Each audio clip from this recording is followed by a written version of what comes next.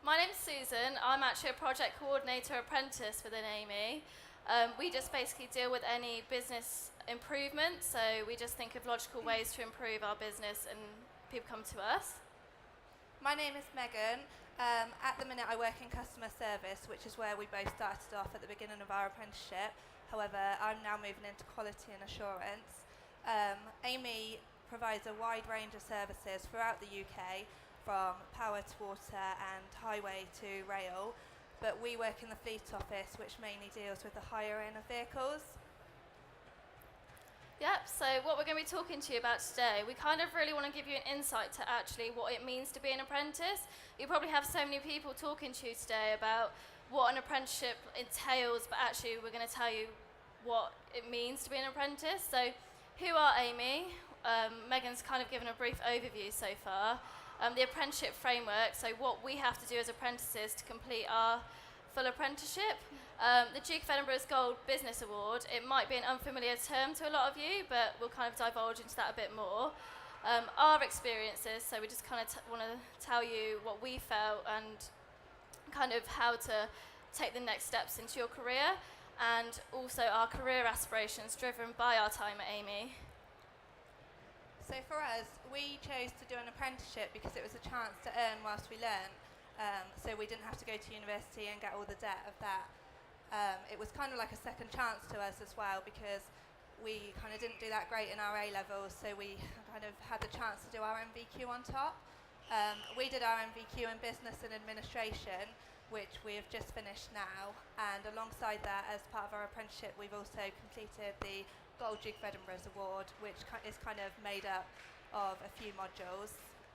But most importantly was our work experience, and we've kind of had the chance to move around a few different teams, and it's really important because employers will look for experience as well, and we've kind of had the opportunities through that to do extra things outside of work like this presenting. So our personal development, as you'll see, there's quite a few pictures of hills and walking and like cow, but that's really Duke of Edinburgh for you. I'm not too sure how many of you actually know what Duke of Edinburgh is. Any of you familiar with the term here? No? Yeah? Any of you done it? Well, we had to do Gold Duke of Edinburgh, so that entailed 5 days of walking. Well, 4 days actually, but it felt like 5. And you literally just keep walking with a group of people you don't know, so you have to build that relationship with them, and it's all about team building and independence.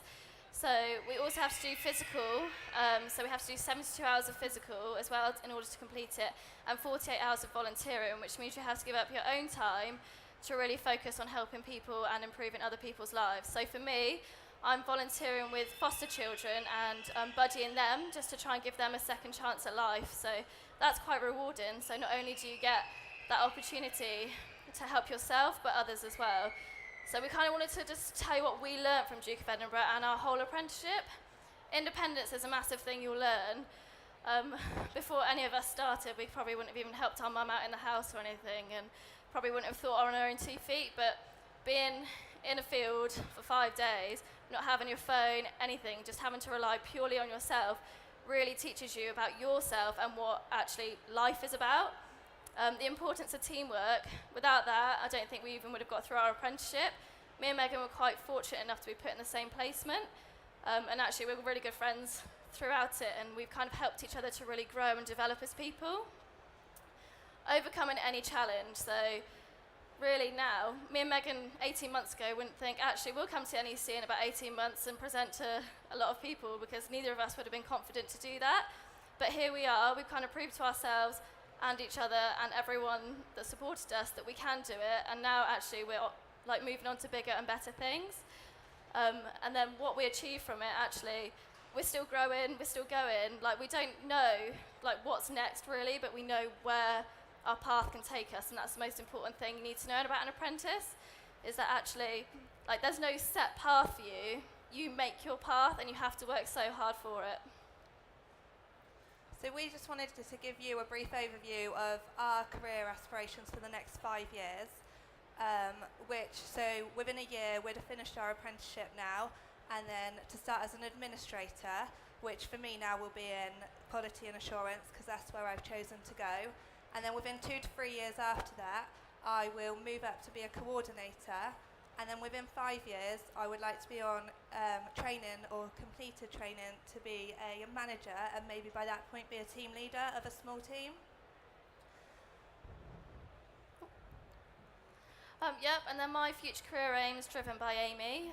In a year, I want to have successfully completed my apprenticeship, so qualified in whatever aspect that I've been put into.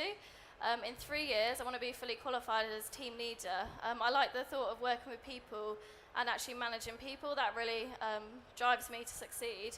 And in 5 years, I want to be a manager of a small team. We just kind of want to thank you for your time today, but we just want to, we're here to answer any questions that you have about being an apprentice or how you can get into an apprenticeship. Is it really going to benefit you? What can you get out of it? So yeah, just ask us any questions. Thank you.